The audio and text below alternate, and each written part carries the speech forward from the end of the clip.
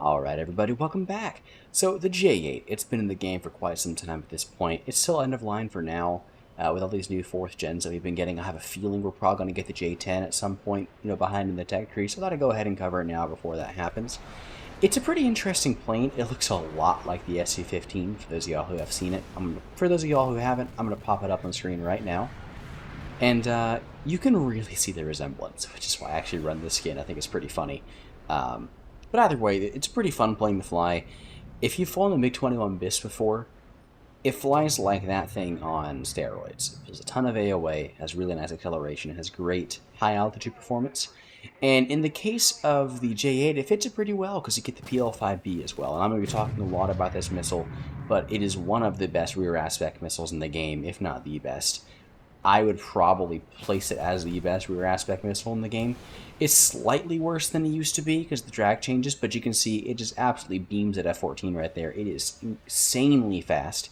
And speaking of speed, you also get the Aspide as well. Now, me personally, I would say running the 4 PL-5Bs is probably the more meta loadout, but if you want something with a little bit more range or that frontal aspect, the Aspide is still a pretty good missile to use. The Italians took an AIM-7E and gave it like an insanely powerful booster, and so it's very fast. It used to be a lot better than what it is now. If you see old videos with the J-8, the Aspide used to be 35 Gs, and it was probably the best radar missile in the game at that point.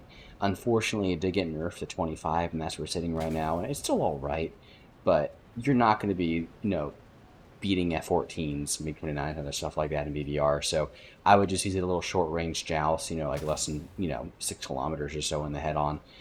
As for the gun, they get the Chinese copy of the Gish-23, and this gun used to be so good, but after Realshatter, you're going to be eating a lot of stuff like that. It's so incredibly annoying. Realshatter was a mistake. You will not change my mind. I don't care if they're trying to unify damage across platforms. I thought gun damage was totally fine. By the way, don't be bad like me right here. The Aspide still hits, but I should not have hit that tree. As of recording this video, I've been getting a ton of down tiers to 10.0 or 10.3 with this plane. Specifically with Chinese 11.0, I'm not sure 100% what's going on there, but it's allowed me to get a lot of games like this right here where I'm just in a field of A10s. And this should have been a really high kill game for me, but unfortunately something's going to happen which is not going to allow that for me here in a second, and I'll show y'all. But I do manage to beam 2 A10s in the head-on. One thing to keep in mind, for some reason the radar likes to just randomly lose lock whenever you roll or pull too hard. The missile still hit because I relocked him, but that's just something to keep in mind. Now, you see that F-105 over there? He is the reason why I am not going to get to kill all those A10s. So I wanted to go ahead and finish him off because the A10s are slow and he could run away, right? Well, he decides to go ahead and ditch all his bombs, I can see right there. And then he's going to run away for almost 10 minutes. Literally all I was going to do is not going to do anything else. Like, here's me a little bit later, almost catching up to him at this point. I'm going to go ahead and fire a PL-5B at him, and it's going to hit him, but it's only going to crit him. It's not really going to do any damage. Somehow, I'm not sure 100% what happened here. He got lucky, I think, and it got in the little tiny splash portion of the missile. And then he's going to dive away and run away again. Now, here, I finally managed to go ahead and get a little bit ahead of him, and then cut him off and kill him. But by this point, those A10s that I thought that I would be fine to go ahead and kill later on are going to go ahead and drain all the tickets. So it was a poor move on my part chasing this guy down. I should have gone for all the A10s first, but I just wanted to make sure I knock him out of the match. And to be quite frank, he kind of pissed me off. Just sitting here running away in a straight line the entire time. So frustrating. One thing you do got to keep in mind, it does have MiG-21 BIS syndrome. So the wings like to come off if you're not careful in a straight line. He could outrun me here if he wasn't already crit, because the F-105 has a much higher rip speed on the deck than the MiG-21 BIS and the J-8.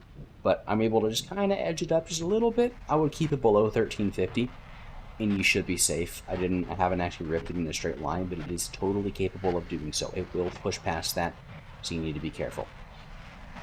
One other thing. In addition to the gun being a little bit lackluster with damage, the platform itself is a little bit janky when it comes to actually getting the gun on target.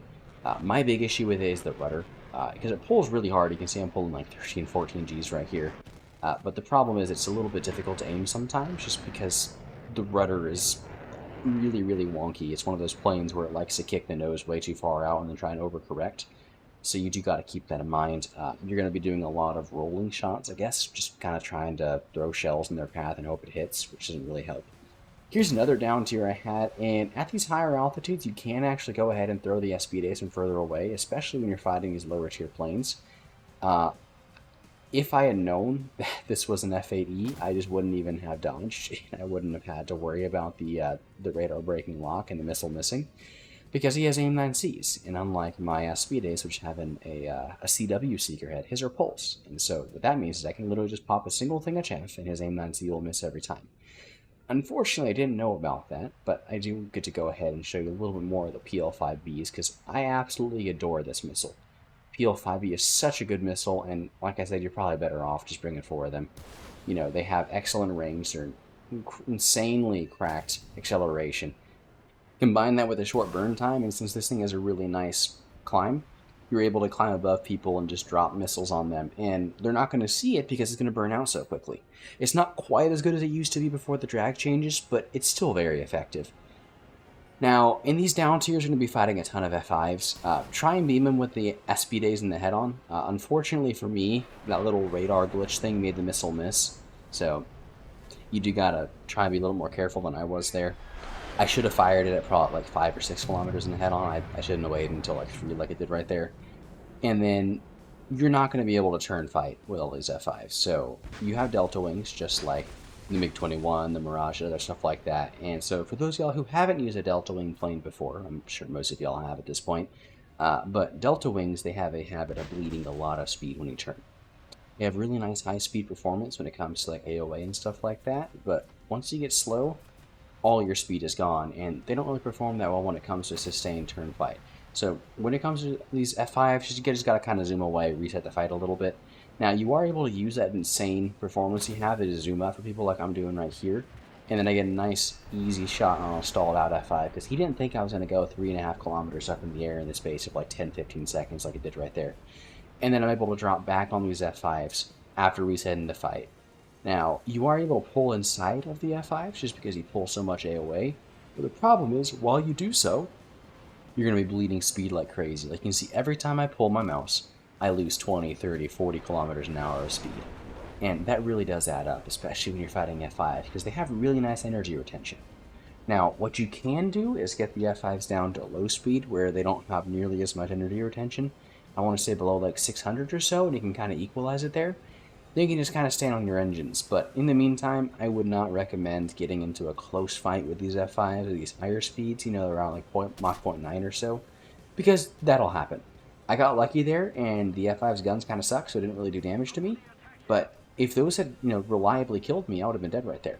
My wing would have been off, because he shot me from like 0.6, because I was overestimating, you know, my ability to pull away from him. So you got to be careful. Treat these F5s like a rabid rat, and just go ahead and use your extra power to zoom away from him. Like you can see, I'm holding Mach 0.93 in an almost vertical climb right now. This F5 has no chance of keeping up whatsoever. So once he stalls out, I can just go ahead and flop back over on him. Unfortunately for me, he didn't actually keep going up and stall out. That would have been incredibly funny if he had, but this still allows me to reset the fight, come back in on top of him. I have a massive energy advantage, and that is one thing you're looking for in a Delta. Because if you are trying to turn with them, you can just drop your nose and get your speed back. The only way you can do that is if you are above them, so you want to make sure you keep that altitude as much as possible, and the J-8 makes it really easy for you. Overall, this has been a really fun plane to play, especially with the Matchmaker. Like I said, I don't know if this is just me this night, or if this is the new 11.0 Chinese Matchmaker, but I'd recommend giving it a shot. To be honest, the J-7E is probably still better. I guess 4 PL-5Bs, and it has that insane energy retention. But if you're looking for something a little bit different to try in the meantime, maybe you want some radar missiles as well, this is a really nice option. And then here, real quick, this is just that rudder that I was talking about again. I'm actually struggling with this guy. I did just want to say real quick before I go that I would really appreciate it. If you enjoyed this content, please go ahead and subscribe. Don't just click away right now. I'd really appreciate it. I'm trying to hit 5,000 subscribers by July. So either way, I hope you all enjoyed the video. Catch y'all next time, and I hope you stick around for the new dev server content that's going to be coming soon. So peace, y'all.